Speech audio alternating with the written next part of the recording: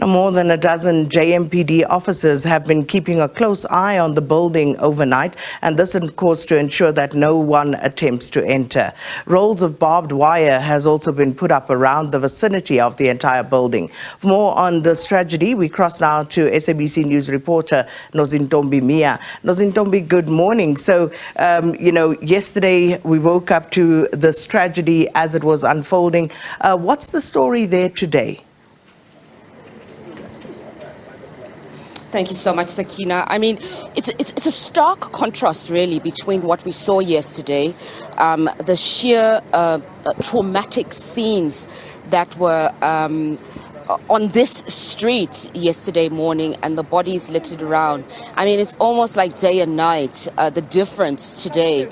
I mean, this morning, what we're seeing is we're seeing quite a large JMPD contingent supported by the police as well. And we're seeing that this building itself has been cordoned off with barbed wire.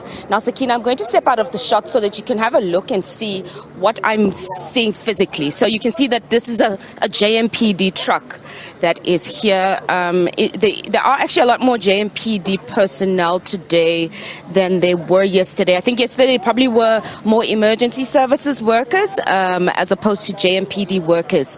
But I think what is really important to understand about the issue of a building being a hijacked building, which is one of the things, Sakina, that came out in a lot of the concerns from our viewers around the definition and explanation of what a hijacked building is. And when we spoke to experts told us that the use of the word hijacked building it's more of a colloquial term to talk about buildings that are illegally occupied. And these are buildings that are either government buildings or buildings from personal or private individuals that have been left empty and are now being rented out illegally. That's what the term a hijacked building is. And you'll see that with the barbed wire that's right behind me, surrounding this building. Overnight, some of the people who had lost their belongings still wanted to come back into the building to try and collect their belongings.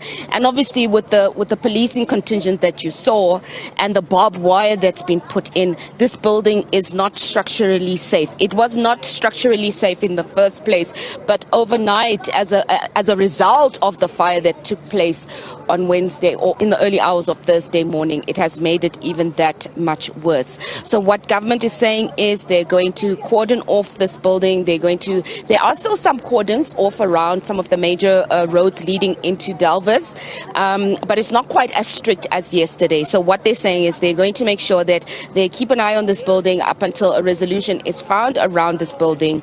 And they're urging those family members who wish to identify their loved ones who perished in this fire to go to the Diepkloof mortuary with identity documents, original identity documents.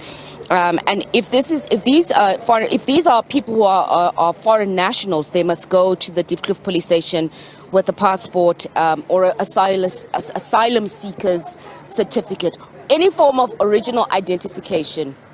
Authorities are saying whether you're a South African national and have lost a loved one in this tragedy, or you're a foreign national that has lost a loved one in this tragedy, they're saying, please go to the Diepkloof mortuary so that you can assist them in identifying the remains of your loved ones, so government can assist with the burial costs and the costs that are needed for families such as these to be assisted in a situation like this. We are anticipating, Sakina, that it is going to be a very, very long day.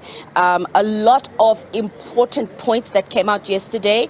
After the shock and the reaction from South Africans, from authorities, today is a day to take stock of key issues, problematic terms, responses from people, accusations were flying around. So a lot of NGOs have expressed that they also wanted to clarify their position and seek clarity around some of the issues and accusations that had come out from yesterday. So it is definitely going to be an extremely exciting day, a very busy day, an important day for the country, for residents in Gauteng to get clarity from authorities and for authorities to stand up and tell the nation what they're going to be doing in terms of dealing with the issue of illegally occupied so-called hijacked buildings on a long-term sustainable basis, Sakina.